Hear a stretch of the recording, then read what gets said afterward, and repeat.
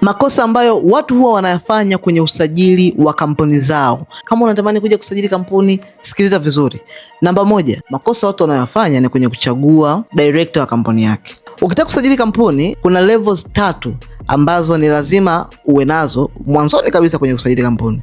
Jambo la kwanza tunawaita ni shareholders. Shareholders ni wamiliki wa kampuni. Hawa ndio watu ambao wamekaa chini wakafikiria tusajili kampuni. Na hapa kuna namna mbili. Namna ya kwanza, it's either unakuwa na partner ambaye ana invest kwako, na wana invest, mnakutana katikati, mnafanya biashara yenu kama investment, mnakuwa mnagawana shares mwisho wa mwaka, dividends zinaitwa. Hiyo ni shareholders. Jambo la pili ni directors. Directors wanaoperate kila siku kwenye kampuni na kila kitu kinachoendelea. Alafu phase ya 3 ama level ya 3 ni CEO na secretary. CEO ni kama kaka mkubwa kwa directors wote waliopo kwenye kampuni.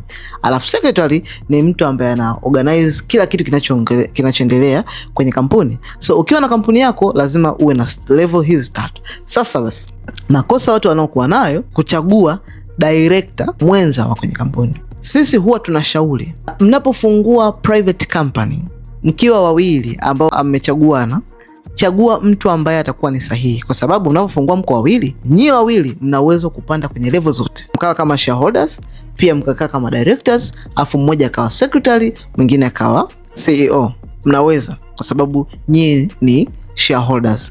Sasa changamoto inapokuja, mtu anapochagua director, usichague mtu iwe ni kwenye director ama ni shareholder. Usichague mtu kwa sababu ya hisia.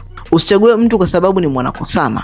Huku biashara haitaji hisia. Chagua mtu ambaye moja, ana uwezo wa kukusikiliza na kufuata unachomwambia. Pili, ni mtu atakuwa anaonesha loyalty kwako. Kingine, hakikisha vision yake na vision yako vinaendana. Na kama we ni mtu huyu unatamani cooperate kama kampuni kwenye biashara yako, comment neno kampuni hapo chini, nitakufikia, nitakusaidia kuweza kufanya maamuzi sahihi ya kustructure kampuni yako. Ama piga simu inaonekana kwenye caption hapo. Moja kwa moja itakuwa namba yangu.